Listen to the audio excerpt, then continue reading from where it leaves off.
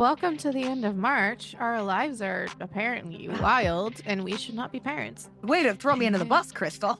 We've been spitting on it and everything, and Yeah. just not as wet as we want it to be. It's all about the stamina. I'm pretty sure that man is my spirit animal, and I want him as a best friend. If I was a dude, I would want to probably sword cross too. They fought with their penises. They literally sword fought. Like, we joke about crossing swords, they legitimately cross swords. Dumb boys, what you gonna do? I don't do friends either, but I have one that I can't get rid of. Because she knows too much about me. What the fuck just happened? Whiplash.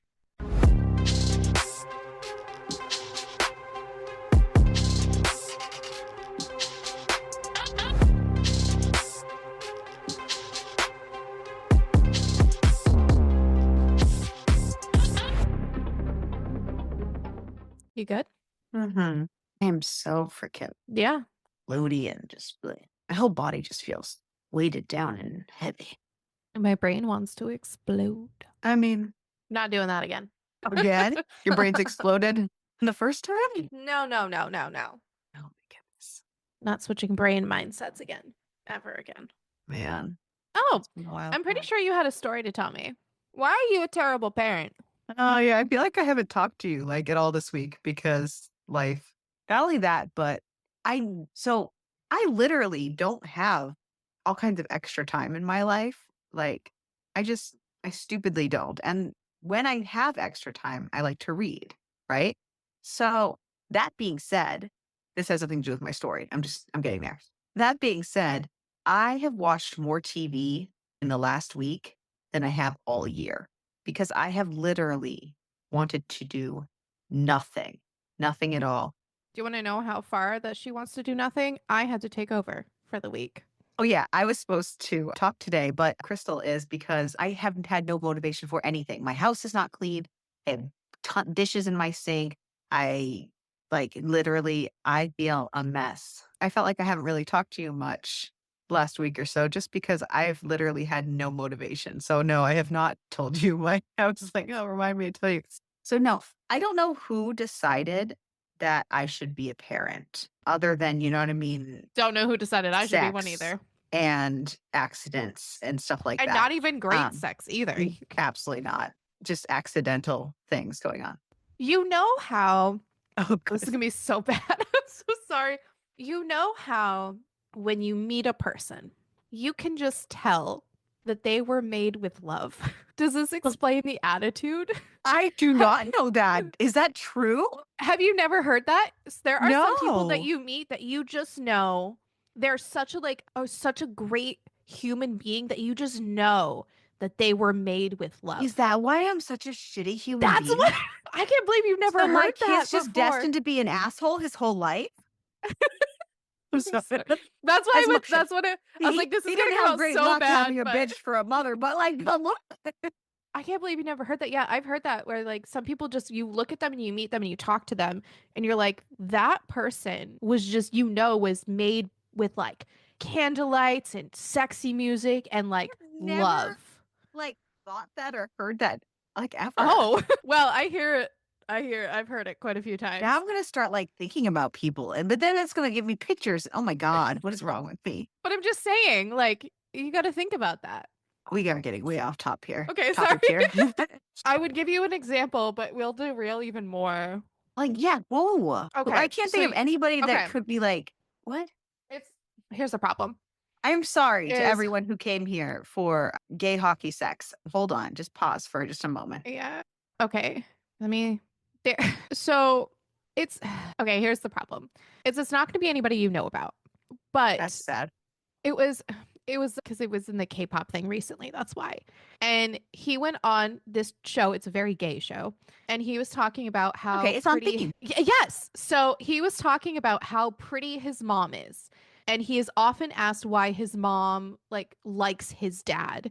And he says it's because his dad is funny and his dad is a person who can make his mom laugh. And to this day, his mom and dad are still lovey dovey. And he says that he wants to be a person who is like his dad. Aw. By the way, this man is beautiful, but that's besides the point. And he says, like, everyone calls him beautiful. He goes, yeah, well, I look like my mom. And he goes, my mom is a very beautiful person. I don't know why she picked my dad.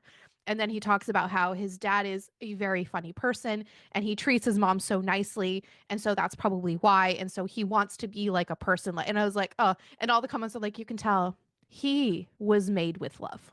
Like this Mhm. man who talk, and this is not the first time like he talks about that. Like he talks about openly about his parents and how beautiful his mother is and like all this stuff and how great of a parent his mother is and all this other stuff. And everyone's like, you can tell he was made with love.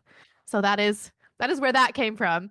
But then there are people that you look at and you're like, oh, yeah, you were made with hatred or just like anger Drunk, or just, drunken, just yeah. hopelessness. So, That's anyways, not okay. so that was such a side note. But, anyways, Anywho, that's I don't my know who in the universe allowed me to be a parent as who I am as a human being. God. No one Um, was looking when that Nobody was happened. looking because You were left sometimes unsupervised. I'm great because sometimes I got my neuroticness just right in the parent like lane. And like I know what's going on and I know what this, that, and then, and I kids that are coming to my room in school and they're like, well, I don't understand. Like, I can't talk to my parents about that. Like what, what I mean? So like I sometimes, okay. But then other times, yesterday, when my child apparently their ears don't work and just sleeps through anything, including alarms and alarms I set and trying to shake them awake and everything else. And it's not working. They're alive. They're just, sleeping. And then I just start to pluck little hairs from his leg. And even that doesn't No. wake him up. So then I grab a pair of tweezers and I start manscaping his eyebrows. He did wake up partway through that, and he was very confused. Oh my and God. then I have to wonder to myself, why am I a bear? You didn't think that's where this was going, did you? No, I actually had no idea where any of this was going. At any point. Nah, not at any point. Okay, well, welcome to the end of March. Our lives are apparently wild, and we should not be parents. Yeah. Don't know who allowed that. And if you're thinking, Ariel sounds so different, it is because I am Ariel. Oh, sounded like, do I? That is awful. How can I fix I am still having mic problems, but way to throw me under the bus, Crystal. It is because I am Ariel today. Hi, how are you? I am not well. I should have worn a wig. How am I? Well, physically, I'm okay. Mentally, I've been gone for years. I'm not doing great in either department right now, so I mean, The physical part is a little touch and go sometimes, but who knows? This week, we read Bad Pucking Timing by Michele Lenard, and it is an MM hockey romance. Though she does state in the introduction that it is a romance featuring hockey players, not a hockey book featuring romance. And right. honestly, this is one of the genres I do really enjoy. Like, yes, Mhm. I do love hockey and I love a hockey book with romance in it, but I do appreciate that this The was not distinction. that and it was Yeah. not overly sportsy Yeah. because I have like sometimes I'll Especially read when they try to be too sportsy and right, it's like an obvious, and I'm like, we don't need all that bleh right, in our swords. right. Like I love hockey a lot, but I read romance to take myself out of things and It's a little I too much enjoy reality. those two things. I like hockey, I like romance separately, and you don't want to oversaturate because I've also read other sports books where there's too much sports. I'm like, where is my fucking? Can we guess what? There's a lot of fucking in this book There's though. plenty. Yeah. There was Plenty of fucking in this there book. was more than the straight books, okay? More than a lot of the books we've been reading lately. Okay, that's fair because I feel like we have had We've been in a bit of a dry a spell drier lately. spell, and not for lack of trying, but No, we've been spitting on it and everything and just yeah, just not as wet as we want it to be. I'm so done. there just hasn't been enough lube to go around. Okay, so anyways, It just took a couple of men apparently this week to just get it going for us. Honestly, sometimes I really love an MM romance, so it's fine. Oh, It's yeah. just Me too. What is sometimes it about the MM romance? I don't know. I And feel okay, like I okay. know I have to wait to talk about it, but this one had actual sword crossing, so I mean, just take me now, take me That now. honestly, that took me out. I was like, "Oh my god." That is one of those scenes that will probably live rent free In in my my mind. head. Yeah. Yeah, yeah, yeah, yeah. So we start off with Nico, and he is on the phone with his sister Anna, and she is telling him that he needs to get laid because he is just a bundle of nerves. Of course, this shocks him a little bit because a wild conversation to hear coming from his sister, but she is encouraging him to have a little bit of fun. Of course, he tells her there are reasons why he can't do that, and it's because he's gay and he's in the sports. I say In the the sports. sport, it hurts. Wow. Starting He's off real uh strong. I'm you, remember? Oh, yeah, that's okay. Then keep it up. You're doing a great job. Oh my god. What is it? What is that line from Mean Girls with the mom? You're Oh, doing good, sweetie. Who allowed us to do this? this is along the same line as who allowed us to be parents. So he's never told Mhm. his teammates that he's gay, and that causes a whole mess of issues with himself. His sister is trying to encourage him, saying that like hockey players hook up with people all of the time and it doesn't make the evening news, and reminding him that he's currently on a trial basis with the new team. And as of this moment, he is a nobody and no one's going to be looking for him and like blasting his picture all over the internet. And that the worst thing that somebody could do is claim to have hooked up with him, but there's no proof. She's got So points. just we didn't so if you didn't think we could connect this to our lives on our wheel, because this is about two gay men playing hockey, and would you think that we could connect this? Wait, just I have been having similar conversations with Crystal for months now, saying, just go get laid. You need it. Just go find somebody. It's okay. There you go. Connection. And I can connect you even further into our lives that Ariel sent us a group message and said, "Guess what?" And I said, "You got laid." And she goes, "It's not that exciting." I'm not AOL male, okay? Our lives are falling apart. So he goes, so your best advice right now is that I need to find a one night stand. And he is not sold on this, but he's at least going to get out of the hotel just to get out of his head. And he sets off to explore the neighborhood. And he ends up at a bar, has a tiny little rainbow sticker in the window, and it could mean nothing or it could mean something. Who knows? But it's a barbecue joint too, and it smells amazing. Ah, what? So he was going to go to the bar, but he I got thought it this. was at the, oh. No, Well, he was going to go to this bar because he saw the sticker, but then he got distracted by the smells of the other place, so he went see, I instead. thought they were one and the same. Sorry. Okay, that's fine. So he gets the most delicious barbecue he's ever had in his entire life, by the way. And he takes one bite and it's just like orgasmic, which I can understand. Very good barbecue in your mouth. Oh, fucking delicious. Yummy. He loves Food. some meat. I just like meat in my mouth. Also, this place isn't very busy, but he learns that it's brand new opening, so there's not a lot. And just as he's about halfway through his meal, a guy takes a seat one stool over, and now he's in his head thinking, did he choose to like sit close to another person? Like, is he trying to hint that he's open to conversation? He literally does get into his head. And here's my thought process if someone sits next to me. Ew, why are you here? Especially when you have all this space. Yeah, excuse me, sir. No. And but then the man speaks because he's ordering food. And it sends a chill up his spine because this man's voice is beautiful, chef's kiss. And he tries to sneak looks at him, but unfortunately, he has never picked anyone up or been picked up. So he has no idea where to even start. And they have this cute little like back and forth of them like consistently staring at each other. Like he'll look and then he'll see the guy kind of like peek back and he goes, whoop. And then he feels like goosebumpies because he feels, I have felt the I know when someone is looking at me thing. I don't like it. It's very uncomfortable. But I just don't like people, I guess. There's that. Anyways, and he's also trying to figure out like, is this man also gay? Like, what are we doing here? And Right. he's trying to figure out how to even start a conversation with this man. So all he does is he just decides to start talking about the basketball game that's on the screen. And the other man has zero interest in basketball. He thinks it is very boring. I fully agree with that. Basketball is probably one of the most boring sports I have ever witnessed. Baseball on TV, baseball on Mm, TV is boring, but baseball in person is more interesting. But basketball is boring on TV and in person. Both. Hate yeah. So I'm not a big sports on TV person in general. I have to be like in person. there. Yeah. And I think the only ones that are less boring for me to watch.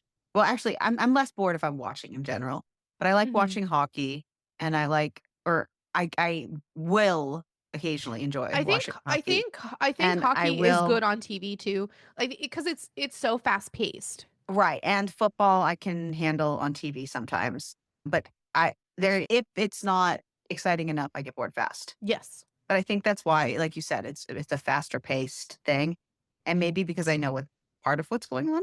I also just I love never know what's watching going on, grown ass and big ass man chucking people into the plexiglass. Oh, maybe so that's hot. it, and they tackle people at football too. So, there's So really no you like the tackling. violence of the sports There's really no tackling in hockey or baseball, so it's in just kinda. basketball or baseball. That's what I There meant, is sorry, baseball or basketball. It's just kinda yeah. like dainty, like, "Let's run around." Yeah. Also, basketball players are like some of the shittiest men, and baseball players are also not great men. Football aren't. I think hockey, weirdly enough, is like the most decent of all the men in sports. Really? Anyways, Nico gets to know this man a little bit through conversation, but he is also just taken aback by how fucking hot this man is.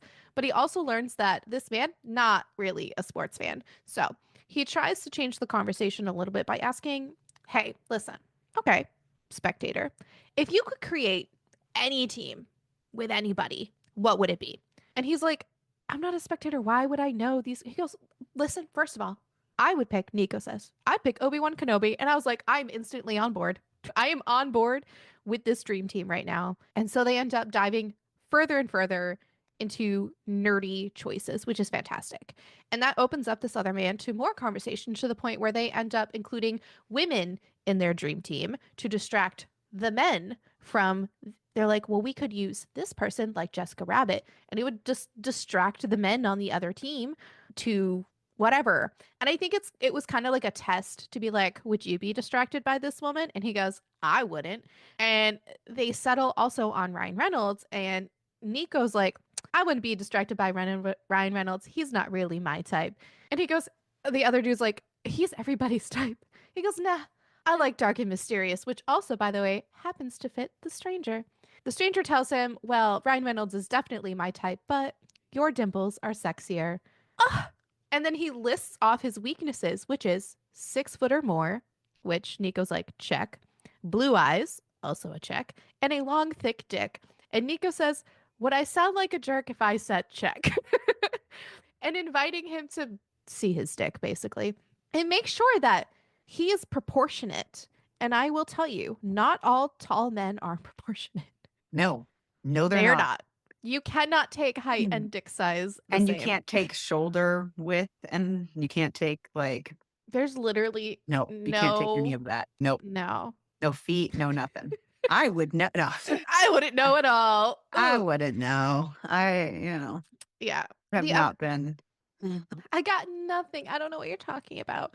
I am a good girl. I've not found a lot of bad apples. Yeah. I definitely never insisted that I see it before I do anything. Smart. I don't want to be disappointed. I've been disappointed once because I didn't, and then that really fucked with me. God, I need to stop sharing all of my things on the internet. I don't care. I don't I care. mean, if they can use it properly, I guess, but I am not ashamed. Okay. I met up with a guy once. We did things and then high fived afterwards. And then I saw him again like one other time, but then I never saw him again. But we high fived. Who high fives? Nobody, well, apparently. let's talk about that. Yeah. Anyways, so Xander is the other man. And for the record, this book is dual POV. And I love that. And they are labeled. And I love that even more from my brain. And as a general rule, Xander does not do jocks or gym rats. And this guy is definitely big enough to be one. But he's like, he did say he's proportionate and he really wants to experience this. So they head back to Nico's hotel room. And as soon as they get there, he is pressed against a wall and they start fucking going at it. Of course, they do not refer to each other by their real names because they don't know each other's real names. So Xander calls Nico Ewan, as in Ewan McGregor, because of the Obi-Wan Kenobi comment earlier. And Nico calls Xander Reed based off of the dude from Fantastic Four. Anyways, they're wasting zero time. Nico ends up blowing Xander, and all Xander can think is that this is the best head he has ever gotten in his entire life. And then Nico makes sure that Xander is still good to bottom, you know. And they're like, we probably should have talked about this ahead of time before being like, oh, wait, do you top or do you bottom? Which is important. By the way, they can switch, which is They great. have they have their They have their compatible preferences. preferences. They have their Compatible preferences, preferences. but they can also switch. So it's great. Honestly, these motherfuckers are really compatible. So Nico starts to prep him, and normally Xander is not such a complacent lover. He is more of a power bottom, but this man has basically worked his body into a comatose state, and then they fuck. And holy fucking shit, this was the best sex of both of their lives. Like, even at the end of the chapter, he goes, holy fucking shit. Like, their words, not even just mine. He didn't even know that sex with strangers could be so intense. Like, and Nico says that he's never had sex with a stranger. And Xander says that he kind of actually prefers it. Nico says that he's more of like a friends with benefits guy. And Xander kind of puts two and two together. And he's like, you are not out yet. And Nico's like, yeah, no. But also adds asking, what comes next? And Xander says, well, depends on your recovery time. They're gonna fuck again. And they like and it's so funny because Nico's like, I never get hard this quickly because he like instantly like whoop, and they Okay. do. Well, So you don't need to they tell me twice. okay. Can we have that in straight men too? Like, can we have that good quick refractory period? I'm so I sorry. told you it's all about the stamina. I know, but is refractory period the same thing with stamina? I wouldn't think so. I feel like they're a little different. I think you're right, but I think you can still get both going. I'll have to ask But some men. but I think refractory period is more is less likely is less easy to build as stamina, but I think you can Yeah, still work on it. I don't know. I don't have a dick. Hold I on. can ask a man. Refractory I'm usually the one period. with the sketchy Google history. Now Ariel's got this. Anyways, after Lifestyle the changes can help improve sexual function and potentially shorten refractory period. So if interesting. you like are good at keeping up your cardio, eating a balanced diet, maintaining a healthy weight, getting enough sleep, avoiding alcohol, not being a smoker, and making sure that you're not taking any certain medications that might inhibit your body. Interesting. Okay. You can also do pelvic floor exercises. Just like women, you can do kind of like pelvic floor muscle training to increase your Okay. refractory. Like there's apparently. Well, shit. Okay. So after they're done, Nico asks Xander if he wants to take a shower, but he says, listen, I don't have another round in me. But Nico is just trying to get him to stay a little bit longer. But Xander says, nah, that's okay. I'm going to go shower and stuff at home. And they say goodbye with a handshake. It is super awkward, by the way, because they're trying to decide like how this ends because like you can't hug. Fist They're bumping's like, do we high weird. five? Do High we fiving hug? is Do we shake weird. hands? So they shake hands. It is, And and it's Nico's just like, super fuck awkward that shit and kisses him anyways. as Nico really doesn't know how to do this whole one night stand. Walking home in the fresh air, though, does not make it easier for Xander to breathe. He makes his way back to the restaurant, which also happens to be in the same direction as his apartment. And he even thinks to himself, like, he had no desire to move after everything. He kind of wanted to even like cuddle afterwards. And that is why he had to get the fuck out of there because that man was sexy as fuck. But all he can think about is the fact that he has messed with jocks before and it did not end well. And it's too bad because this man ticked all of his fantasy boxes because, in addition to having possibly the best sex that he has ever experienced, he had fun just talking with him. But he knows that the minute that this guy is around people who don't know his secret, he's going to be a completely different guy and he'll disappoint him. The one rule that he cannot break is the closeted one. He does not mind fooling around for one night with a guy who isn't out, but that's where it has to end. He also really doesn't like that feeling at all because he's like, I don't want to mess with him, but like I don't like thinking that. Then his phone starts to vibrate and he answers it, and it's his best friend Trip, which by the way, Trip is fucking hilarious, and I'm pretty sure that that man is my spirit animal, and I want him as a best friend. I loved him. Him and fucking Nico's sister Anna, like they're fucking hilarious, and they need their own buddy comedy. They're so good. Him and Xander both work at a visual production company that specializes in film and TV, and Trip is calling him because he was supposed to be with him and is asking Xander, like, why do you sound normal? Like most of the time your voice is like bland, but right now you kind of sound peppy and it's kind of freaking me out. Who is he? And I love the fact that he clocked him so fast. And Xander's like, I could have been in a car accident or robbed. Like, there's a million other reasons besides a guy for me to like ditch you. And Trip is like, listen, maybe. But that does not change the fact that something is up with you. And I bet that something is 8 inches or more. And No, actually, again, later on, they say it's 7, so you're wrong, buddy. I know, but it's still. Oh, God. Love it. I thought that was funny because I was like, Oh, God. "Mm." It was, yeah, no, it was so funny. Like, we all need a bestie like Trip. Absolutely hilarious that he doesn't confide in Trip. He's admitted to Trip before that he's hooked up with people, but he's never gotten so wrapped up in a guy that he's forgotten his previously scheduled commitments. So Trip just tells him, you know what? I'm just going to make up my own story if you don't tell me what happened. And we learn that this is not the first time that Trip has just decided to make up a story.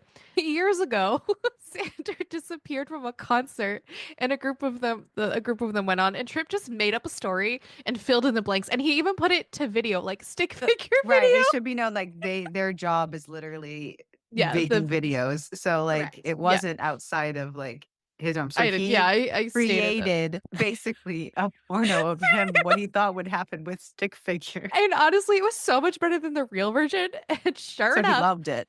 Monday morning, the whole Office. office has a video in their email, and it's so over the top and ridiculous. And as he predicted, the made up version is better than No, this one is not. The last one was, this one is not. So this one, it is awesome because it's mice. He made it out of mice, but he's like, unfortunately, this time around, it just reminds him that this version could not compare to the real thing, and he just has the real it thing was in his just head. so funny. So then we get Nico talking with his agent, and the Colorado Bulldogs have taken him with their first pick, and his agent negotiated $200,000 over the minimum salary, which is insane. I would just love to see $200,000. Like, that sounds great to me. So this is amazing. He is going to the NHL. This was the dream, but he never let himself get too attached to the dream. He's just very, very shell shocked, but he understands like this is what his family had sacrificed for. Like, this is why he finished high school in the US. So he's originally from Sweden and he started college in the US while his family has stayed in Sweden. He does call his family with the They good wanted to news. give him a better chance to go pro Yeah. hockey. Yeah. He calls his family with the good news and just thinks to himself before he goes to sleep about, he just thinks about those fucking eyeballs. And he goes, will I ever see that one guy again? Da-da-dun. And we all know how Jesus. this goes, guys. We all know how this goes. So he is greeted by Coach Nidek as soon as he enters the arena 2 days later. He gets like a brief moment of deja vu, but he shakes it off without putting too much thought into it. But then he gets introduced to the equipment manager and some of the other players as well. And after they all get their lockers situated, they head into the team room to go over basics, introduce all of the staff, the practice schedule, speeches, etc. Like all the shit when you get onto a brand new team, and especially getting into a professional team. Today is just a warm up, so there's no drills or sprints, and they just kind of like coast around the ice. Once everything is over, they're going to shower and go to the coach's house for a preseason barbecue, which is something that is a tradition. Once they're at the coach's house, they're all kind of like fucking around and they go swimming. And midway through their first water volleyball game, the coach tells everybody to get out of the pool. And he's wondering, are the new guys going to get like haze? Are we supposed to be swimming? Or is our swimming attire not good enough? Like, because they weren't prepared to swim. So they're like in boxers and shit. And until he sees everything, whatever, he's thinking all the shit, until he sees a man standing next to the coach and it is the reason for his earlier deja vu. Deja vu? Why did I say deja vu? I don't know. It turns out Xander is the coach's son. Who saw that coming? The description. Oh, also that. If you forgot about the description, pretty obvious. Yeah. And so that's crazy. So we kind of like rewind it back a little bit. And Trip is telling Xander that his dad is going to kill him for bringing him there. Basically, Trip has been banned from this house for hitting on all players. And there was one time that he smacked a guy. He swears there was a bee on his chest. He swears it, but he's been banned from this house. And Xander doesn't blame him because, listen, all these men are very tempting. So he does not blame Trip for his actions, but like his dad is very, very protective over his players. So, and he needs to remind Trip that he needs to be on his best behavior. Best behavior, sir. Honestly, though, like my favorite part is like all of the hockey player men don't care. They think it is funny as shit, especially like later on. They're like, measure me. Okay. Anyways, I side note, I really want to read the next book because I love that cute little pairing. I did download it. Yeah. Though I don't think I'll read the 3rd one because I don't know. Anyways, so do do do do do do. They make their way over to the pool, and so now we're like back in current time, and he is not paying attention as two people make their way over to them, and he holds his hand out like he's supposed to when he's introduced to the rookies, and he sees Dimples. Ugh.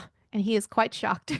He is vaguely aware of his dad's voice next to him, and Nico is standing there with a towel around his waist, fucking abs out, wet. I would also be distracted. And his dad kind of catches on to something and says that he was not aware that they've met before. And Xander tells him, well, we didn't actually meet. We just happened to sit next to each other at the bar while having dinner. Tripp then introduces himself to Nico and to Justice, who is one of the other new rookies. He finally manages to drag his eyes away from Nico and he tugs on Tripp's arm and says, we're going to go grab some food. Nice to officially meet you. And once they're a safe distance away, Tripp says, you're forgiven. They're just like, what? He goes, you're forgiven for standing me up at the concert, and you were forgiven. Just, you are, nope. Xander's denying, and he goes, listen, deny I it don't know all you what you're want. talking about. Deny it all you want. I saw the way you clammed up, and that is your mystery guy. After, And he ugh, is hot enough that it's okay. it's fine. It's forgiven. You're good. Honestly, I would too. Be sick. I would be like, okay, I understand. I understand. After everyone has eaten, Trip helps Xander play host and he tries to kind of pretend that Nico isn't there. And he's able to do this until he heads into the house to use the bathroom and then he walks smack dab into his chest. Xander asks if he followed him and he says, and if I did? And Xander says, listen, I tell you, for a guy who's like not out yet, you're taking a very big risk for a little bit of pleasure. And Nico says, a lot of pleasure if I remember right. And maybe I think you're worth the risk. Xander counters with, maybe I think you aren't.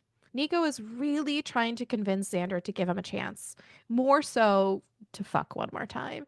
Xander tells him, listen, friends with benefits is your preference, but I am a one and done guy. And Nico asks, well, how many one and dones have you had since me?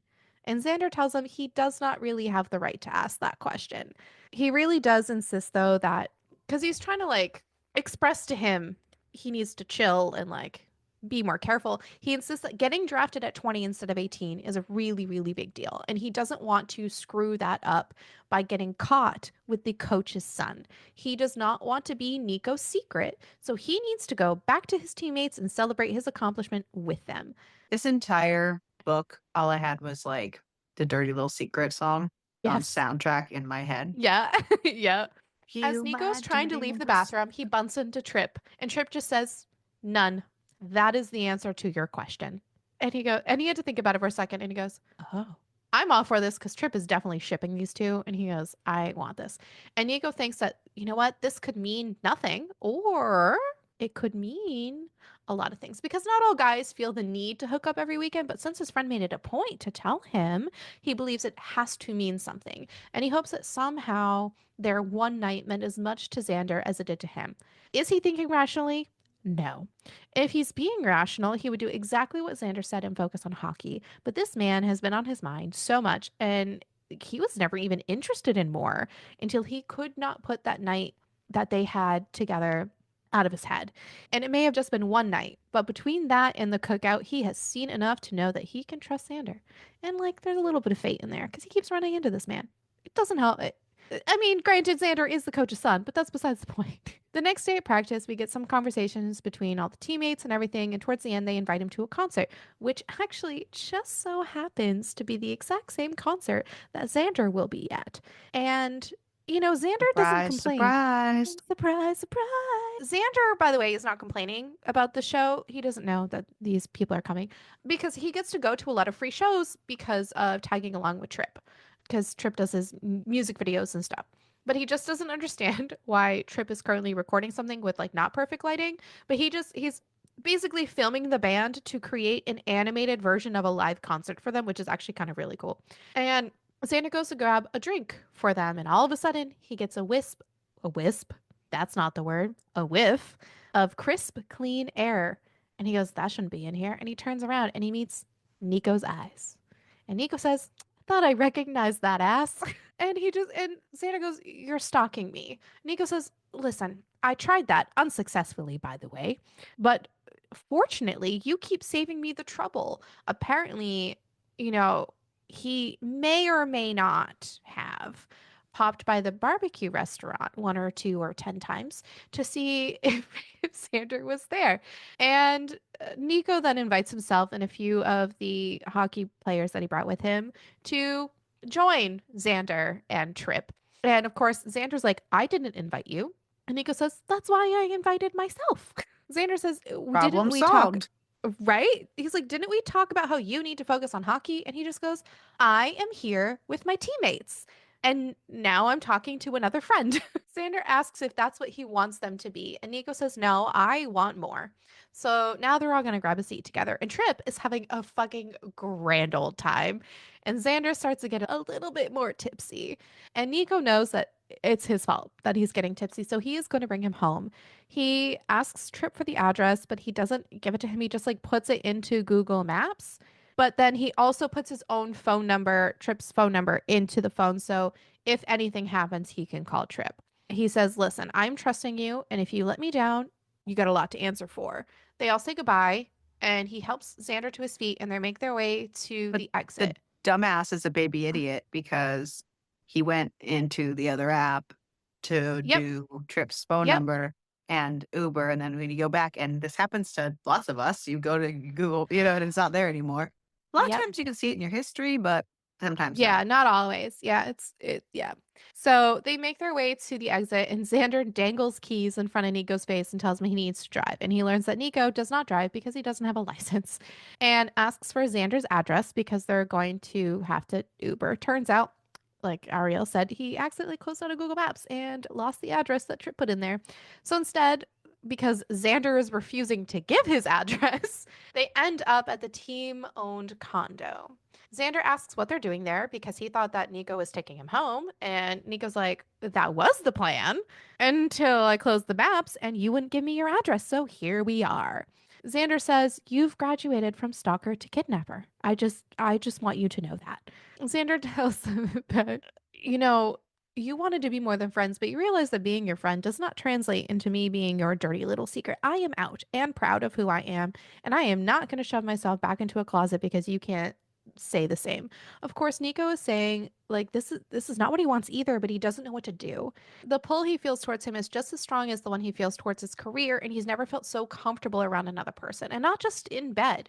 Like he doesn't want Xander to be his secret, at least not forever. And they like being around each other, so why should they stay away? And then we learn about why Xander does not like this situation. When he was 17, he hooked up with a football player. He was out Xander, but the football player was not. He didn't care. He was happy to do it because he thought he loved him. And the guy said one day they wouldn't have to hide. Then the guy left for college and then ghosted him and never answered a single call or text. Xander spent months waiting for this man to respond, only to wonder what was wrong with him or what he could have done when, someone supposed to be in love with him, like washed their hands of his existence because they couldn't overcome the scrutiny and culture of the sports industry, which is true. Like, there is Mm, not a lot of out and proud gay men in sports. It is even now, like it's especially now in this climate. Jesus fucking Christ, it's very rare. So he things going does backwards not, now. yeah, he does not like the line of "I'll come out one day." And it really hits Nico that this is why he's trying to push him away so much. But he is asking him to trust him, that he's nothing like the football player. He just wants a chance, that he has no problem being seen with Xander at all. He's still working through the whole will dating you tank my career since your dad is my coach thing, but he's not going to pretend that they're not friends. And Xander says, listen, we can't be friends when you want more, which is honestly a valid concern. Nico says we both want more though, but like it's also very clear that none of us is ready to be more. So they're going to try to be friends. How well do you think that's going to go, folks? Well, Xander wakes up in the morning because he ends up spending the night and he hears a loud moan and he sees Nico jerking off because apparently Xander had been Not rubbing even himself. a few hours. No, Xander had been rubbing himself against him for the last 20 minutes and Nico could finally not take it anymore. And Xander tells him that they were supposed to be platonic friends. And Nico says, yeah, well, tell that to your dick. How do you expect me to not react when it's rubbing up against me? Well, and Xander just says, fuck it. And they end up masturbating in front of each other.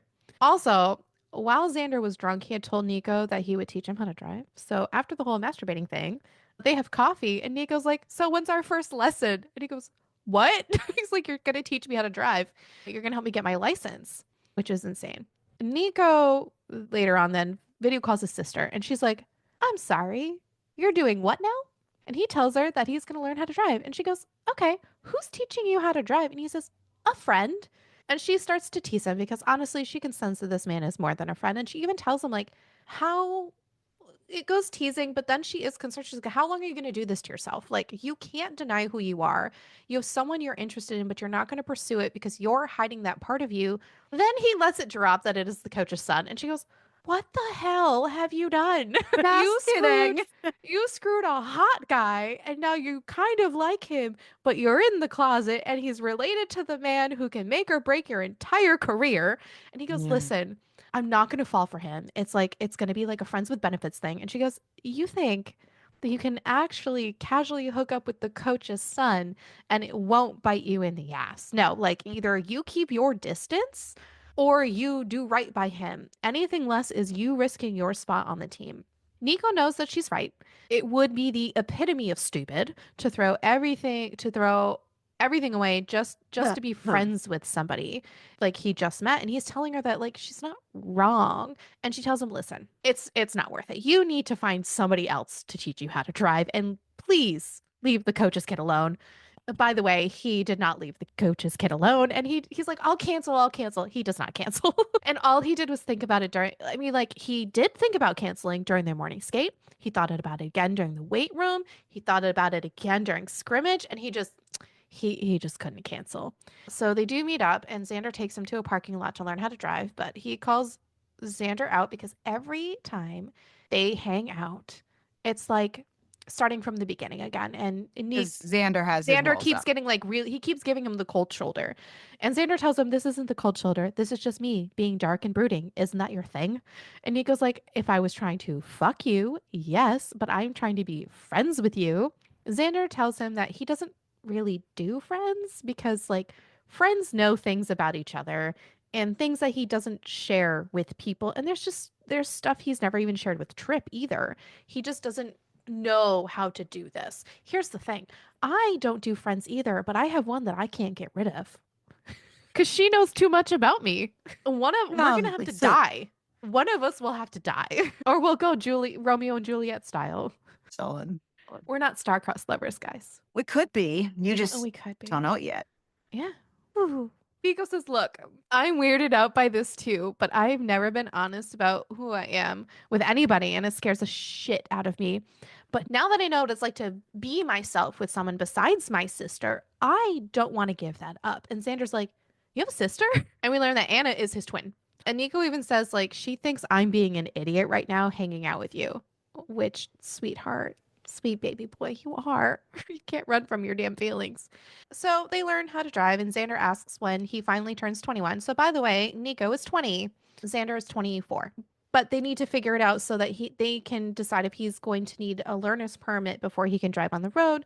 But he's going to study and take the permit test. Sometime later, Xander gets a text message from Nico basically stating driving facts and asking if he can be brought to the test tomorrow. So it's been 5 days since this. We learned that. And Nico says, he's like, it's only been 5 days, sir. And he goes, listen, I'm just motivated to finish quickly. As he is distracted by the phone, all of a sudden Trip is like, oh my God, hell has frozen over. You are smiling. And Xander tries to deflect and asks about the music video because he doesn't want to talk about this shit. Asks about the music video that he's been working on. And it really is on the tip of his tongue to confess to Trip about what's been going on and even get his opinion, but he can't because he doesn't want to out Nico. Because it's not, I get it. Like it would be like someone coming out to you and they don't want to be out to anybody else and like wanting to tell your best friend, but you're like, I don't want to like betray that. I get it. So he picks Nico up for his driving test, and he's been really thinking about everything and he's on edge. And Nico can kind of sense that something is wrong and asks him what happened. And he finally just cracks and says, "Listen, I smiled the other day and Trip saw and he wanted to know why. And I started to tell him, but I couldn't do it." And Nico's like, "I thought you didn't do the sharing with friends thing." And Sandra's like, "Well, I wanted to try." And Nico asks if he trusts Trip. And he goes, "If you trust him, then I do too." And he doesn't know why he struggled, but also thinks that talking to Trip might actually help him sort through all of his thoughts. So Xander tells Nico that like Trip wouldn't deliberately out somebody. And if he says anything, he'll be sure to like reiterate like the stakes in this whole particular situation. And so Nico then says he's just gonna have a field day with the whole me playing for your dad thing, isn't he? Like, because Trip really likes to push the coach's buttons a lot. So like this is really gonna push the buttons. They get to the DMV and he's going to drop Nico off. And while he's taking his test, Xander's going to go to the skate part. So an hour later, Nico is finally done.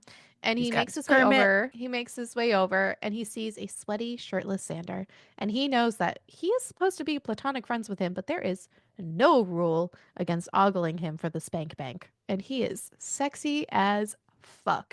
And like, while he can empathize with his reasons for keeping him in the friend zone and he can appreciate the challenge of being out and sleeping with someone who isn't, he realizes it's not fair to ask him to hide when this hasn't been his lifestyle, but it's also really hard to ignore the pull they have.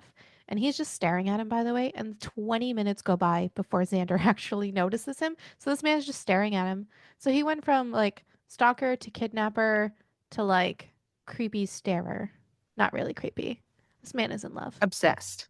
There we go. Obsessive. Xander spots him and asks if he passed, and of course Nico is distracted by his abs. Lets him know that he did. At practice, Nico is very distracted, and honestly, it's just because all he can think about is Xander. And even the coach calls him out for it and tells him, like, "Listen, I am just a little bit in my head today. I'm just overthinking. I don't want to be the weak link, but it feels, but like he's just trying to like he's not admitting what's on his mind, but he's admitting he is distracted." And Noah, who is one of his other teammates, also checks in with him to make sure he's okay. And he just says, "Yeah, family stuff," which is a giant lie, but then asks if he ever has those days where everything is just a lot. And Noah says, "Yeah, I had a few days like that when I got traded. I wasn't sure if I was a failure for getting traded or a superstar because they picked me over the other guy." And he tells him that he just needs to find something off the ice to let the stress out. And of course, he goes like crocheting, and he goes, "No, like sex." Things get better in the second half of practice because like he is so scared to get caught daydreaming again. But unfortunately, the second half improvement does not really spare him the concern from the team captains, and they force him to go get a beer afterwards. Everybody does really help because they kind of offer to like fly his sister over because they think because he says it's family issues, they're like, "Would it make you feel better if your sister came for your home game, like He's your new to first the game?" team. They're just trying to make sure he's Yeah. comfortable and taken care of. Oh, for Yeah. sure. And he goes, "Yeah, so they're gonna fly his sister just to make the transition easier." And I mean, he's really close to his sister. Xander and Nico are looking at cars online, which is so fucking funny. And while they're looking at cars, Xander mentions the fact that his father said that he was off his game the other day and asks why he was playing like shit. And Nico says, "You." That he was daydreaming about Xander and he was just thinking about how sexy he was on the skateboard. And then he started thinking about his dick. And then he started to think about fucking him. And Xander tells him, "Well, then stop thinking about it." And Nico says, "Listen, that would be a whole lot easier to do if currently it was not straining to get out of your pants," because Xander's getting turned on.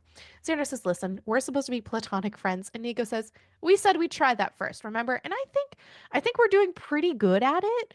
We have fun, we're honest with each other." And then he reiterates that he, because Xander is still very anti the jock thing, and he goes, "Listen, I am not him. I am not the guy who ghosted you." And Xander tells him, "Listen, we have to do more than just practice driving together for you to prove that we like friends and stuff like that. We would have to actually physically go out in public because like they're really trying to do this whole friend thing and they can't like pretend to be friends just driving and doing those things. And Nico's like, okay, we can go anywhere. Like, let's go do this shit. That's fine. Nico admits that he has been dying, though, to get him back in bed since the cookout. And if he's being honest, it was not just about the sex. He wants him, and he wants Xander to want him as well. Xander tells him he doesn't want to because jocks are not his type. And then finally, the tension just fucking snaps and they start fucking making out. And it should be noted that typically Xander does not like the making out thing because, it is very intimate, which I understand that. So then Xander blows Nico, and then Nico is going to fuck him in front of a mirror because he really needs him from behind, but he does not want to miss seeing Xander's cock smacking against his abs. He has like an ab kink, and like, okay. Nico, by the way, not gentle at all. After they're all done, Xander asks what comes next, and Nico says, "Now we rest, and then we'll figure it out together." All of a sudden, now they are cuddling. And then Xander's body seizes up and he kind of starts to freak out and he's trying to leave. And Nico asks Oh, him, when they wake up, yeah. yeah, what the fuck happened? Like what is going on? And Xander says, like, listen, I could fall for you, and if I do and this ends, I literally cannot go through that again. Nico says, listen, I can't sit here and promise you a happy ending. There are too many factors at play, but I am not interested in missing out on things because there's a chance they might not work out. And we learned that the guy who ghosted him is not the only man who hurt Xander. It was his dad. Not physically, by the way. His dad does not have the best relationship with Xander because Xander did not want to play hockey. He actually quit playing in middle school, and that kind of just like it stopped the support from him. Like he felt like before his dad would unconditionally support him because he thought that he could like bring up this hockey superstar, but Xander didn't want to do that. And after all this, Nico really understands how big everything is, like even asking him to keep this a secret because like he knew he had a bad breakup and he knew that he like the dude had picked a career over him, but it never occurred to him that this was not the first person to do that. And he was literally asking doing the same thing. And he apologizes and said that he just apologizes. And then they decide to be boyfriends. Just like that. Yep. And Xander tells him like This he's went from like, "Oh, we're slow burning this." Well, not like on the sexy side, but God no. on the But relationship relationship wise. side, slow burning this to like, "Oh, just like Nico learning how to drive, just hit the gas pedal all the way to the floor." And I was like, "What the fuck just happened?" Whiplash. Yep. Xander tells him he is willing to take the risk, and Nico is thinking, like, I am deluding myself, thinking I can have both. That he'll wait long enough for me to be comfortable coming out. But yeah, they're going to be boyfriends now. So Xander doesn't exactly love the idea of hiding, and he's not going to do it indefinitely, but he can give him time to adjust. And they go back to cuddling, and Nico just says, like, I can feel you overthinking. Please get out of your head and just enjoy the moment. And then they have morning sex. But also they sword fight with their dicks.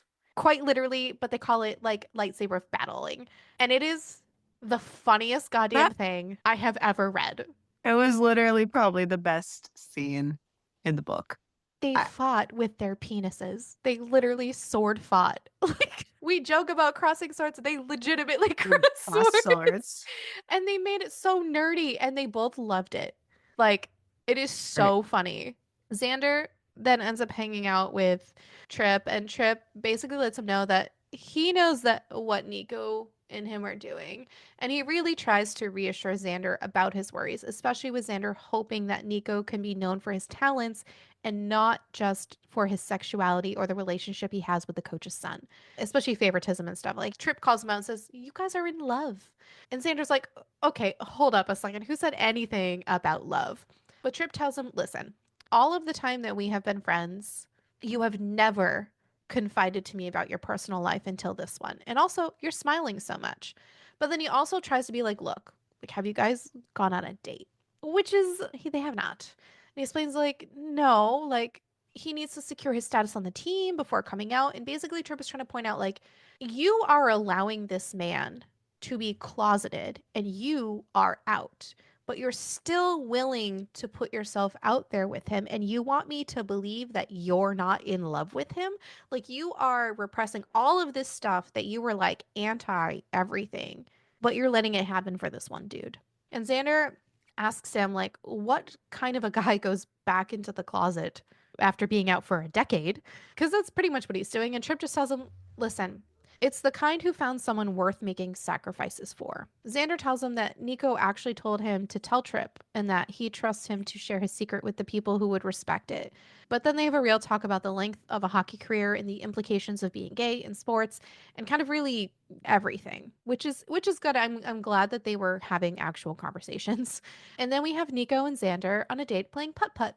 And of course, Xander does not think it's fair It took me because like a whole 30 seconds to figure out what the fuck putt-putt was. oh, it's golf. It's mini golf. Mini golf. Yeah. Because Nico is a hockey I was player like, and he what the hits things fuck? around. Yeah. He is not wrong, by the way. Nico does very, very well. Xander isn't really having the best time. And Nico can kind of sense that. And he feels really bad because they can't really be out doing like a real date. And this is just like a secret date.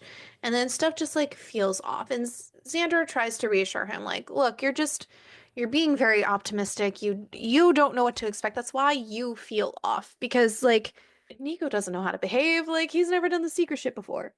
And Nico says, like, listen, this isn't gonna work. Like, I can't have you and keep you as a secret at the same time. And Xander reassures and says, listen, it has only been one date. Like, it could get better. Nico thinks, like, how can I be with you and not be with you? Like, you deserve better. Xander tells him, like, they both deserve better. Every gay man on the planet deserves better. But the reality is it doesn't work that way. But then also asks Nico if he thinks that he is worth losing his career over. But Nico also is like, is this worth it? And neither one of them answer each other because they're gonna play dumb boys. Dumb boys, what you gonna do? But then they both get dirty minds and they head back to Xander's place to fuck. It's like, I mean, at least in that aspect, they're on the same page. 2 days later, Nico gets into not under Xander's car, into Xander's car, and tells him that he I passed. mean, And they actually have to mail the license in a few weeks, but he got his driver's license. And now they have to go buy a car. So they're going to go to the dealership and buy one. And he wants Xander to go with him because he's like, you will make the better decisions. He ends up getting a Wagoneer, but he also wanted to make sure that they could bang in the back seat of one of the vehicles. And Xander's like, we have perfectly fine king beds. And he goes, no, but like, don't you like christen that shit? And he goes, it's not like a house. Like, oh, and it was so funny. Practice ends up being super brutal because they lost their last preseason game and there's only 5 more days until the actual season opens. But bro, his legs are about to fall off because they are getting wrecked. And Nico gets called into the office by his coach, and his coach is asking him how he's adjusting to the team and if there's any concerns. And on the surface, it seems like an innocent question, but he's even thinking to himself, like, what is the coach even asking? Like, what is he asking? And then through a little prodding, but not really, his coach lets it drop, like, I know you've been hanging out with my son. And Nico says, yeah, Xander's great. I'm so glad I bumped into him at the cookout. He's been showing me around and he helped me buy a car the other day. And coach says, Xander doesn't usually hang around the team. Nico says, yeah, makes sense. He's not really much of a sports guy. And it's kind of giving like he knows what's going on. The coach definitely knows what's going on, but he's not going to come out and ask. So, but he ends up calling Xander, not the coach. Nico does. And Xander shows up to his house and Nico says, you haven't like talked to your dad, have you? And he goes, no, I haven't talked to anyone but Trip. Since he texted me what's going on, he lets him know that his dad pulled him aside after practice because a friend of the coach saw them at the car dealership and now he's asking questions. And Xander says, so should I assume I'm here because you changed your mind? You don't want to pursue this if my dad's already, suspicious? And Nico says, no, you're here because I probably put you in a very awkward situation and I wanted to give you a heads up. And that, I can play the dumb rookie card all I want, but you're like the coach of the Sun, so you don't have that luxury. And while the coach wouldn't admit it, he got the impression that he would rather not them be friends, but they're going to continue anyways. And Xander tells him, look, you've already taken the first step. You told him we're friends. So, like, as long as we act that part in public, I don't think he'll find it weird that I, keep up with how my friend's doing on the ice. Like if he starts asking questions and showing up to games. And Nico asks if he thinks that the coach will ever accept them. And Xander says, listen, one step at a time. But then Nico asks if Xander will meet his sister because she is the most important person in his life and he wants her to meet the other most important person. Plus, she already knows about him and he's met Trip and he goes, please, please don't put those people in the same thing. Trip is wild. But so it's been days since Xander's dad confronted Nico about them being friends, but he still hasn't called or demanded that Xander go over to explain. And truthfully, he does feel a little bit bad that he didn't learn about the friendship from him, but they kind of have like an unspoken agreement that he keeps his distance from the players. Tripp, on the other hand, is trying to convince him to go to a hockey game to watch Nico in person. And Xander's like, don't you think that's going to be like a little bit suspicious? Like, and honestly, Tripp just wants to go to watch hot hockey men. And fair. That is good. That is good. I'm with you, Tripp. Yes, please. And as much as Xander doesn't really want to go, like, because he doesn't want to make things even more awkward, turns out Nico's sister's flight got delayed. And instead of going to the rink early, Nico wants him to pick up his sister from the airport and bring her to the game. So now there's an excuse that he can go. And they're going to go to the game. And he's going to bring Trip. By the way, the interactions between Anna and Xander and Trip all in the same car together is And hysterical. there's Anna like, straight up, oh, one of you was enough. But if she's just like you, Trip, I don't know what I'm going to be able to do. oh yeah, and they are identical. Anna straight up asks him, what's the plan to get her brother to come out of the closet? She is just amazing. Granted, she was just testing him for this, but even so, like, she's very funny. And it is an actual concern for her because she doesn't want to see hockey stand in the way of her brother's happiness. And she knows that her brother But she wouldn't do also something. doesn't want anything to jeopardize his career. Right. But yeah, she knows that he wouldn't do something as stupid as dating the coach's son if, Literally has lived away from his family this whole time and in another country just for his career. He thought yeah. she doesn't want one little tryst to blow it. Right. And Xander tells her, look, I don't know what the future holds, and I'm not going to make a promise I can't keep. But what I can say is I find myself more willing to accept the current conditions the longer we're together. And Anna just says, listen, I had to be sure that the guy Nico is willing to risk everything for is worthy of him. She approves of him, by the way. It's very cute. So now it's game time, and Nico is warming up, and they end up winning this game. And after the press conference, he heads out with the rest of the team to meet Xander and Anna and Trip. And we learned that apparently Trip and Anna have bonded over a kiss, marry, fuck with the players on the team. And it is absolutely fucking hysterical. And then there are arms being measured by Trip.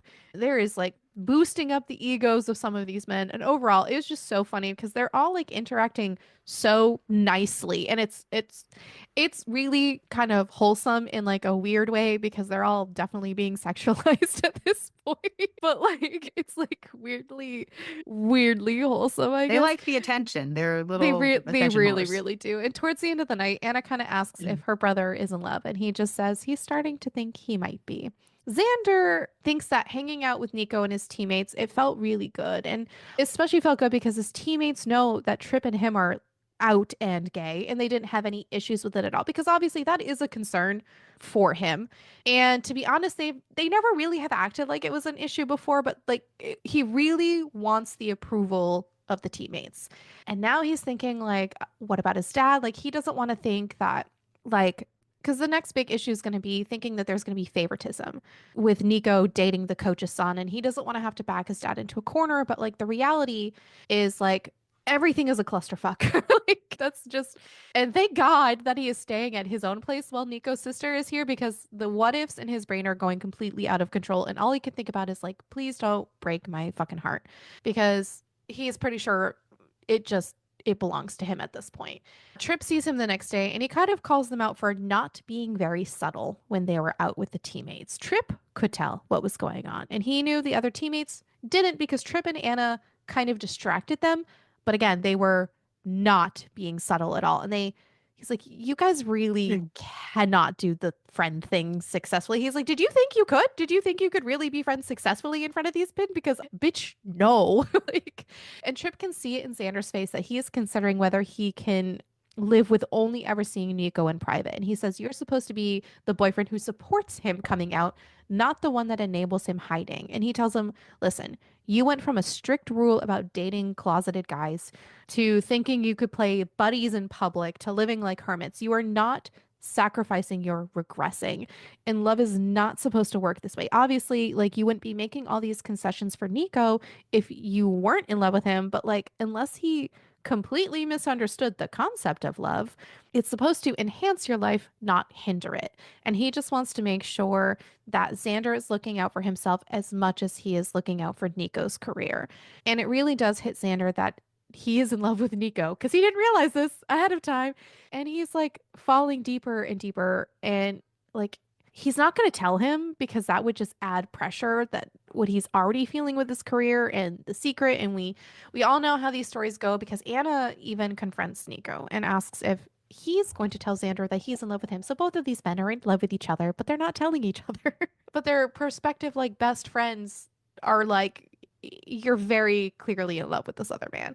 And Nico says like he doesn't know. He knows that Xander's feelings are very strong and he's not complaining, and what he feels for Xander surpasses everything he's ever known about love. And he just keeps thinking about his career and how it was just a blip on the timeline. And he knew it was something he would eventually have to move on from, but Xander could be permanent, which means he can't really risk losing him over his career. So now he's decided, you know what? Okay.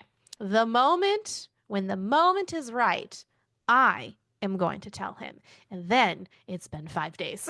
He has spent 5 days away from Xander because his sister's there. And he's feeling very, very pent up. And he finally gets to see Xander in person. And they fucking go at it literally the minute they see each other. Like, these men were banging a lot. And so they didn't bang. And now they need to bang some more. So during the moment of them making out and about to go at it, Nico tells Xander that he wants him to fuck him. He wanted to say he loved him, but it felt a little disingenuous to declare it while Xander was holding his dick. So, since he doesn't usually bottom, he was hoping that he will interpret the meaning behind his request until he can say it out loud. It's so cute. And a big step is they go bare. They bareback, which actually sucks when all the cum comes leaking out of your asshole. But I just, but it's such a big. It's sorry. He comments on it too. But anyways, Does but not comment that it sucks. He likes it. no, he likes it. I said it. That's a lot of cleanup. Anyways, but it's loving, I guess. It's so beautiful to go bareback with your partner for the first time and have his cum leak out your ass. It's a beautiful scene. I'm sorry. But it's a big turning point in their relationship. So, anyways, one shower and two hand jobs later, they are back in bed cuddling. And Xander tells Nico that Tripp said that they were too obvious and he advises them to not hang out together in public because they give too many subtle looks. And Nico says he's been thinking about that actually. He knows how important it is to him to not be his dirty little secret, insert song, and he deserves better than that. And it's supposed to be the secret that's temporary, but it's backwards because the only thing temporary is hockey. And Xander's like, bitch, you could Yeah, play he's for been working like, his whole life. Yeah. yeah, he's like, you could play for like a decade or more though. And Nico says, I could. But even if we did, I couldn't make it 10 years in the closet. If Tripp's right, we won't even make it 1 year without it being obvious. Of the two most important things in my life right now, only one of them has the potential to be permanent. So why would I put it in jeopardy by keeping it a secret? That's so cute. And Xander's trying to reassure him that he knows what he agreed to and that he spent his whole life working towards this. And like he can be patient while he chases the career that he deserves. And Nico says, listen, I Mhm. know you can, but for how long it could take like years to solidify my place. And I've done this secrecy thing for a long time and I'm kind of burnt out. You know, he has put so much energy into hockey that he just doesn't think he has any left over to put on some bullshit mask all the time. And that Xander's history may have made him more aware, but he does promise that that's not what's dictating this decision. And he tells him that he loves him. And Xander is shocked. And he goes, you do? And he goes, don't act so shocked. I mean, I wouldn't put my career on the line for just anyone.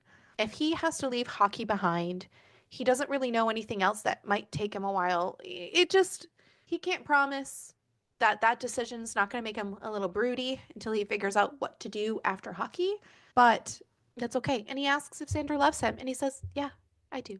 Actually, he kind of teases him at first, like doesn't admit it, and then he Yeah, goes, "Yeah, I do." yeah. Yeah.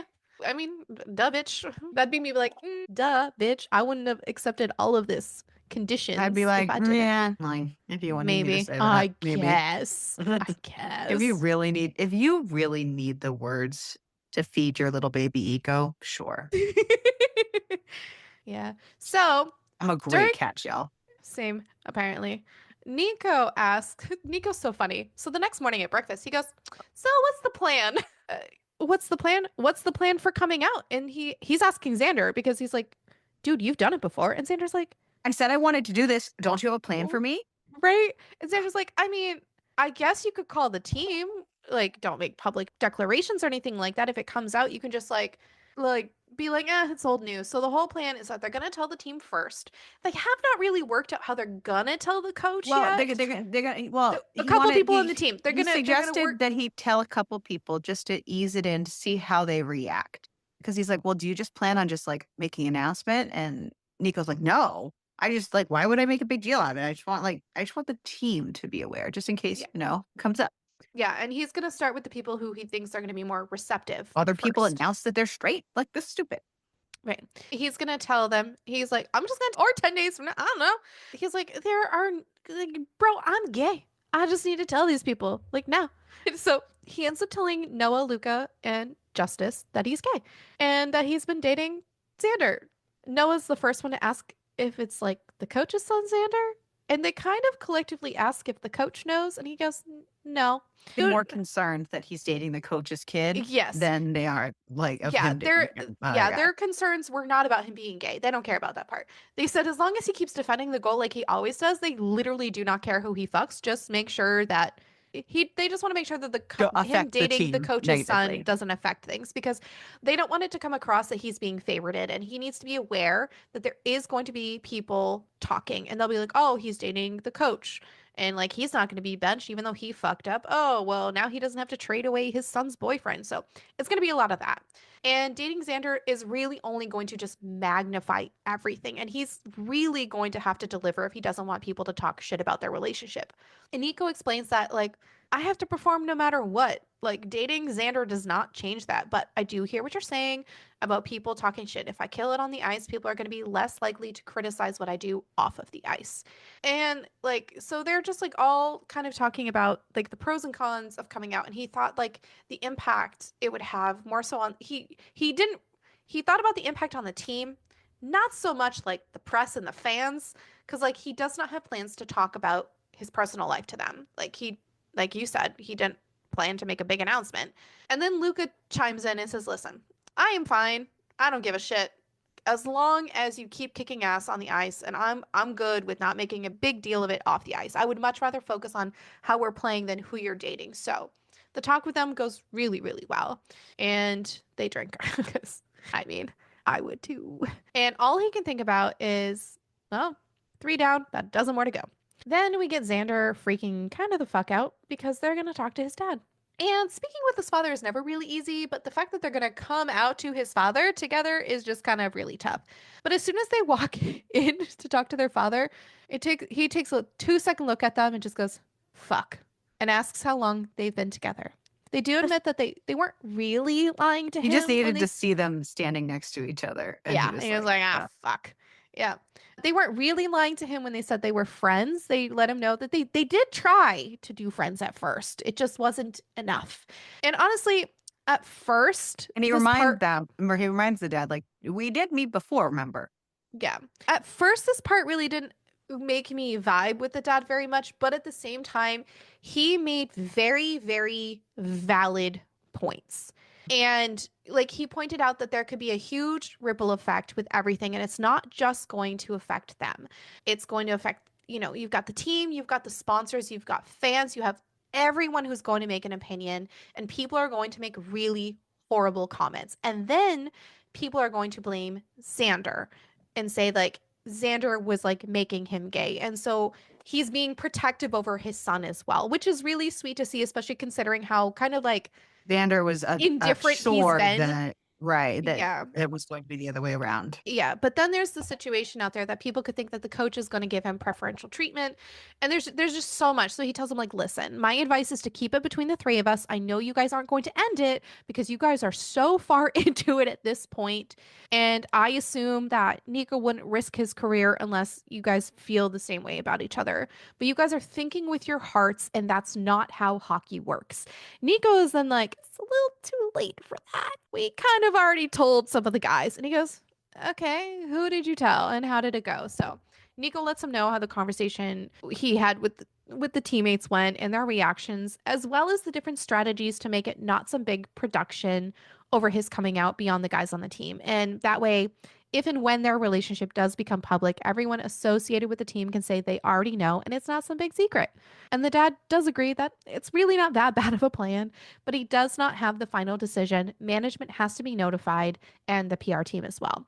And if they don't get the green light, well, while they cannot force them to break up, they can't bench Nico either for dating him without opening up, legal challenges. They do not have to stand behind him and they don't have to keep him on the roster, especially if they find a suitable trade. So, unless he's ready to kick ass this season, which I don't know why everyone is concerned that he's not going to be kicking ass because he's been kicking ass minus the He's just a distraction. rookie. Right. But his career could be on the line. And Nico says, I expected that. The dad is still very concerned about the fallout for Xander because the organization is not going to love the fact that they're dating while he's the coach. But he's thinking that he can probably convince them that it'll work out. But there will still be some crazy people out there who are going to blame Xander. Nico says that he will walk away if it means keeping him safe. And he's like, no, you're not. You're not going to do that. But they're really just trying to prep each other. Like, this is not going to be easy. He still thinks that we'd be better off not saying anything career wise, but he does respect a man who puts his partner first. And that is the end of the conversation. He asks Nico to go get Xander's mom to order some food. They're going to eat dinner together. And when Nico takes off, Coach looks at Xander and says, he makes you smile. It's been a while since I've seen it. And Xander asks if he really meant that about being worried for his safety. And Coach says, I've always been worried about it. That's been the primary reason I didn't want you dating my players. And he asks if he thinks the fans will get really violent. And his dad says, not really, but the comments are going to be vicious. Maybe it'll be different because you're not famous, but I never wanted you to find out. But overall, the coach does accept it. He just wants them to be well prepared, which honestly is very good, especially professionally. So the past several weeks for them had been nothing but perfect.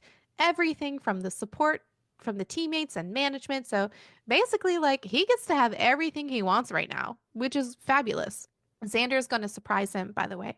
So the first time that these two men met and they were walking back to the hotel, Nico had seen this cute little candy shop and his eyes like lit up. And Xander had noticed and he decided to surprise him by taking him into this candy shop. I sound very happy right now, and it's not going to be happy in a second because this man sucks. Not the two men.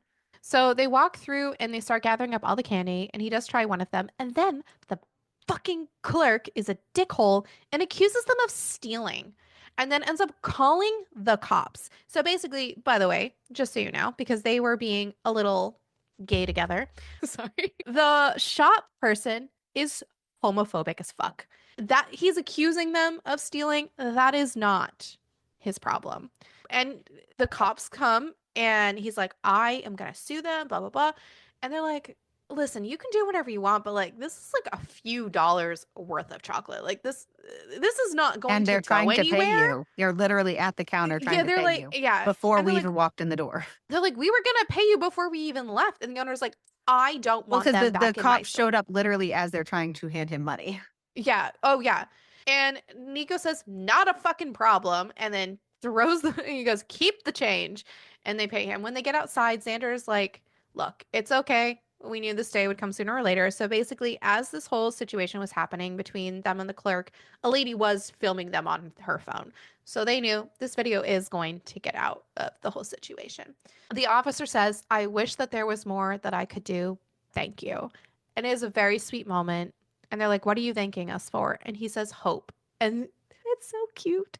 And it's such a sweet little moment. They do end up winning their game. And after the game, Nico has to sit for the press. And the first question he gets is about the incident. And all of them want to know what happened at the candy shop. And he goes, look, I'm not entirely sure. I'm told there's a video. Maybe you can make some sense of it. And they keep really trying to pry into his personal life. And he ends up saying, look, I am here to talk about the game. If and when you ask all of the other players about their personal lives, I will be happy to tell you about mine. Until then, let's stick to hockey. They keep trying to pry, and he ends up saying, look, because they're like, is it serious? He goes, every game is serious. And he really does keep the topic back on hockey, and he doesn't get like angry. He doesn't show, he really kept his cool for this whole thing. And so after this, he heads back to the locker room. Everyone's there except for Noah because Noah has to do press afterwards. And Nico's looking around and everyone's just standing around. And he goes like, "Do we have a meeting?" And Luca's like, "Listen, I got to admit, I was not sure you could do it. You took all of their bullshit questions without losing it or caving in or spilling your guts." And then we get Noah on video and he goes, "None of you were going to ask me who I'm dating? Like, you asked me a million questions about hockey and not a single one about my personal life." And they're like, "Why should we ask you about that?" He goes, "Well, you asked Nico." He goes, "Well, he's dating the coach's son." He goes, "Did he say that? Because I didn't hear What him I say thought that." was, you didn't ask me. He's like, and it was just so good because he really deflected and he goes, "What the fuck, man? Like, ask me." Then they ask him, and he's like, "Is that about hockey?" Yeah, it was just so funny. It's so nice to see like the super United front. supportive. Yeah. Huh? United front. Yeah. Yeah, I like it so much. And I just it's nice because now Sander and Nico can walk beautifully hand in hand, even though Nico kind of puts off the vibe of like, don't fucking fuck with me. And honestly, I love that vibe so much. So much. Justice tells them, they had such a nice game today, and he's not even sure that like he would have even been able to focus considering all the shit that they had to go through. But thankfully, like Xander and the coach kind of worked through with the team to make different statements and everything. And they're even still shocked that the fucking person tried to pin shoplifting on them. And they kind of ask if there's anything that they can do. And Nico's just like, you guys, all of you have just stood by us. You guys have done so much for us. And like, there's nothing more you can do. So how about just continue assisting? Yeah. Then they bang again. So that happens. They bang a lot in this book. And then we get an epilogue. It's just like, thankfully, like the press is slowed down because they don't talk about it at all. And they kind of just stopped getting in everyone's business. Nico has been staying at Xandra's apartment, but it's really small. So he decided to find a place of their own. Actually, find wasn't accurate. He had already found it. He just had to convince Xander to do it. And like he's trying to sneakily bring him to this new place. And he goes, "Oh, where are we going?" He goes, "Noah's." And he goes, "Yeah. So why is Trip standing on the porch with a welcome home sign?" And he goes, "Fuck, I told that man to wait inside." Apparently, It Noah was Trip and Noah. forgot. Yeah. Trip Yeah. and Noah. So apparently Noah forgot the code to get into the house. So It that was is why they're waiting distracting. outside. So, and it's cute. So they move in together and it's adorable. And I love it. Hockey. So who's your favorite character? Noah. Honestly, I loved Noah, I loved Trip, and I loved Anna. And I just, they were so great. And I Mhm. love them. Who was your least favorite character? It wasn't There, really that kind there of wasn't a book. whole ton. Yeah. So I guess the shopkeeper. Yeah, that guy was a piece of shit. Homophobic. Didn't Yeah. like that. Awesome. So Amazon gives us a 4.3 and Goodreads a 3.9. What did you rate it? A 4. I had a fucking fabulous time. Like I was here for it. I was enjoying everything. I was like the romance was so cute. Like they were so good. I Yeah. loved it. I also enjoyed the ride. I had, a few things. There were a few errors that took me out for a minute. Honestly, the pacing was really weird for me because, like I said, the romance of it was very slow burny at first, and then all of a sudden it Hmm. was like whiplash, and then all of a sudden we Yeah. were in like an insta love, and I was like, "What the fuck just happened?" And I didn't like that just epic switch up with no real transition. Hmm. And then the end just ended really, like, abruptly, but the good parts were fun and Hmm. enjoyable, so I also gave it 4. I was really leaning towards a 3.5, but it was probably the sword crossing that really just if it hadn't been for that one scene, it would've been a 3 or a 3.5 for me, so 4 for the sword crossing. Nice. Speaking of sword crossing, how about our pepper scale? I'm going to say the sword crossing was something extra. So I'm going to say it was a Serrano. Samesies. There was so many scenes in this book. I was like, oh, So they're first of all, I don't fucking. think there was Okay, they're necessarily fucking. so many. I think it was just so many considering what we've had lately because Well, it's been rough. I mean, length to Right. scene, there was a lot. Yeah. It's a good amount. Yeah. Survivability. Oh, I'd be great. Me I'm too. not a dude though, so I'd be sad. But if I was a dude, I would want to probably sword cross too.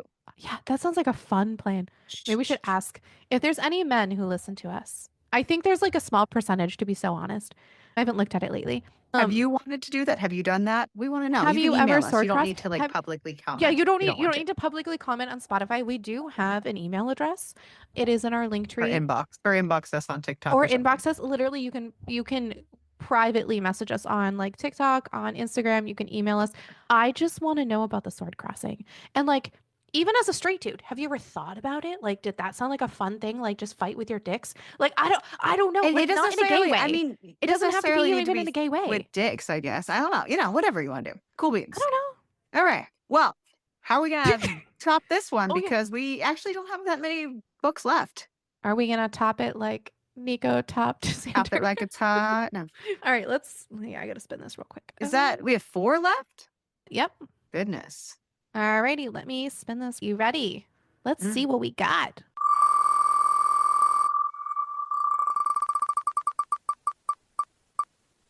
How are we gonna start out April? Love a Highlander. Love a Highlander. Fun. Oh, it is a Scottish time travel romance Yes. by Rebecca. This is a our We time wanted to travel do one. time travel. Yeah. So, Love a Highlander, a Scottish time travel romance by Rebecca Preston. NYPD detective Maria Saunders' ghost hunting vacation to Scotland takes a bizarre turn when she steps through a strange doorway in the ruins of a castle and finds herself thrust back in time. Confused and struggling to understand where and when she is, accusations of witchcraft follow her. The only one who believes her and seems to care about her plight is the handsome Laird, Cameron McLeod is shocked when the feisty, dark haired woman shows him the proof she's from the future, but there's something about her that draws him closer. He does his best to protect her from those who want answers she can't give. But when the son of a rival Laird is murdered, all fingers point to the newcomer, the woman who holds his heart. With the clans on the brink of war and everyone suspicious of Cameron and the new woman in his life, Maria must use her skills to clear her name and cement a place for herself in the past that is now her future. All right. Well, we're going to check out time travel next week. And I guess April's going to do the rest of our wheel. So we'll see you then. Make sure to keep reading. And keep it smutty.